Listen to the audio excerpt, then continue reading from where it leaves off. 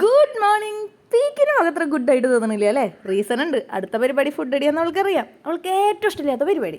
ഒന്ന് ഫുഡ് അടിച്ച് കിട്ടാനായിട്ട് ഒരു 1/2 മണിക്കൂർ എടുക്കാം. പറഞ്ഞിട്ട് കാര്യമില്ല, ഓൾമോസ്റ്റ് എല്ലാ കുട്ടികളും അങ്ങനെയൊക്കെ തന്നെ. അമ്മ കുറേ പട്ടീനും പൂച്ചേനും കാക്കേനൊക്കെ കാണിച്ചു കൊടുത്തു.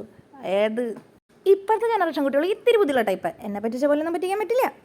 പിന്നെ ഈ വരുന്ന കരച്ചിൽ, ഫുഡ് കഴിക്കാൻ ഇഷ്ടമില്ലെങ്കിലും കുളിക്കാൻ നല്ല ഇഷ്ടമാണ്. അവളുടെ ടബിൽ നിന്ന് എടുത്തുകൊണ്ടുവന്നതിനുള്ള കരച്ചിൽ ഇത്.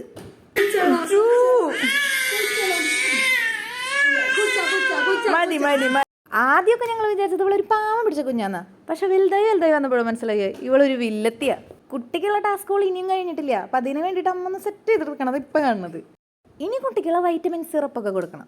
അതാ. അപ്പം എല്ലാം അവിടെ നിരത്തി വെച്ചിട്ട് അവൾക്ക് ഇഷ്ടമുള്ളത് അവൾ കഴിച്ചോട്ടെ. സത്യം പറഞ്ഞ ഇവരുടെ കാര്യമായിരിക്കുമ്പോൾ ഇത്തിരി പാവം തോന്നിക്കും. ഉപ്പ മിളകോ ഒന്നും ഇടയാണ്ട് എന്തൊക്കെയാണ് കഴിക്കണത്. ഒപ്പം ദിവസം ഇതുപോലത്തെ 3-4 സപ്ലിമെന്റ്സും. ആദ്യമൊക്കെ കഴിപ്പിക്കാൻ നല്ല കഷ്ടപ്പാടായിരുന്നു. പിന്നെ അവൾക്ക് മനസ്സിലായി ദേഷ്യം വെച്ചിട്ട് കാര്യമില്ല, എന്തായാലും മമ്മത്തേരും ഒരു സിറപ്പ് കൊടുക്കുമ്പോൾ മറ്റേ സിറപ്പ് അവളുടെ കയ്യെ കൊടുക്കും. അത് അവൾക്ക് ഇഷ്ടം. ആ ടൈം നോക്കിയിട്ട് നമ്മൾ വായിലൊഴിച്ച് കൊടുക്കും. തുപ്പാനൊക്കെ അവൾ ശ്രമിക്കും.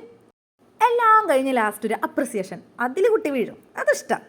വെൽ ഡൺ മൈ ഗേൾ എന്നൊക്കെ പറഞ്ഞ കുട്ടി സെറ്റാ. ഉണ്ണിക്കണ്ണാവായോ ഊഞ്ഞാലാടാൻ വായോ. ഇനിയൊരു പാട്ട് കച്ചേരി, അത് നിർബന്ധ. അതാരും പാടിയാലും എങ്ങനെ പാടിയാലും അത് തോളൊക്കെ പിടിച്ച് അത് ഹാപ്പി ആയിട്ട് കേട്ടിരിക്കും. പിന്നെ കുറച്ച് നേരമൊക്കെ ഇരുന്ന് കളിച്ച് പിഴഞ്ഞൊക്കെ തുടങ്ങി.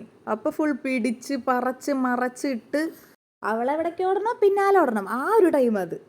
ഇത്രയൊക്കെ ചെയ്ത് കഴിഞ്ഞപ്പോഴത്തേനും കുട്ടി ക്ഷീണിതയായി ഉറക്കായി. അപ്പം ഇനി നാളെ കാണാം. ബൈ.